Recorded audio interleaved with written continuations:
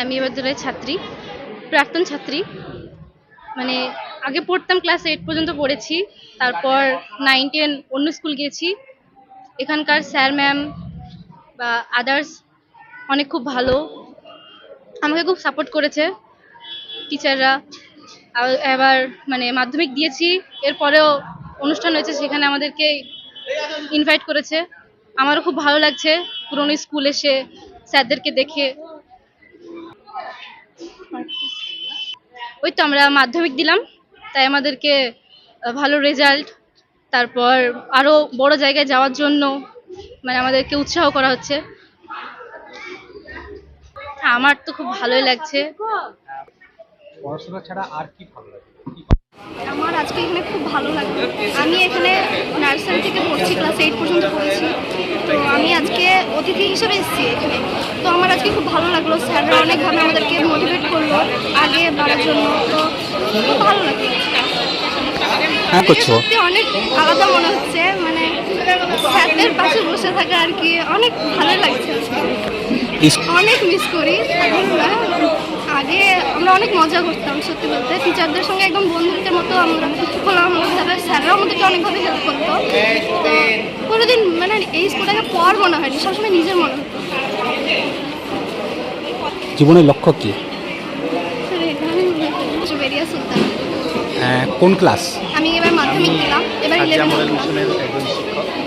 আজকে আমাদের মিশনের এক বিশেষ কর্মসূচি ছিল। সেই কর্মসূচির মধ্যে আমাদের যে সমস্ত উচ্চ মাধ্যমিক এবং মাধ্যমিকের কৃতী ছাত্র এবং ছাত্রী ছিল, তাদের আমরা আজকে পুরস্কৃত করেছি। আপনারা হয়তো দেখতে পাবেন এখানে বিভিন্ন রকম পুরস্কার পড়ে আছে। এখানে অনেক ছাত্র হয়তো বা ছাত্রী আসতে পারে।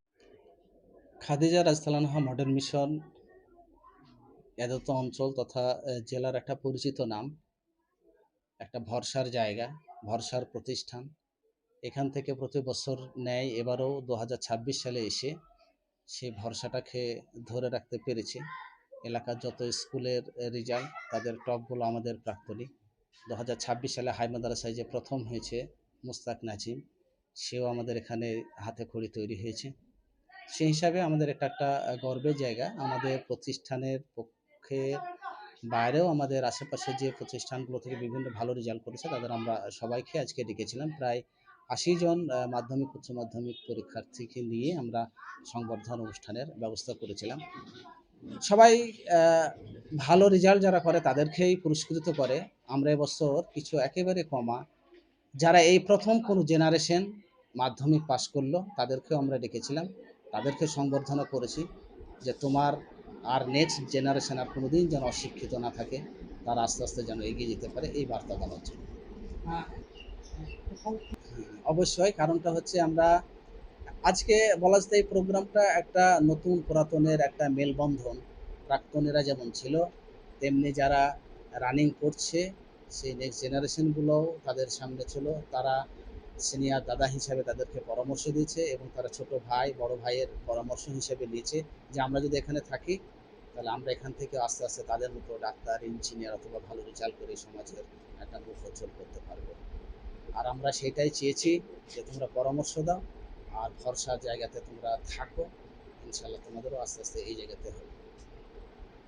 তো অবশ্যই কারণ হচ্ছে একদিকে যেমন আনন্দ হচ্ছে, তেমনি প্রোগ্রামের শেষে একটা মন খারাপ হচ্ছে যে যাদের সেই এসেছিল 3 বছরের একটা ছোট্ট নিষ্পাপ একটা শিশু, আজকে তারা 2 করতে করতে আজকে 11, 12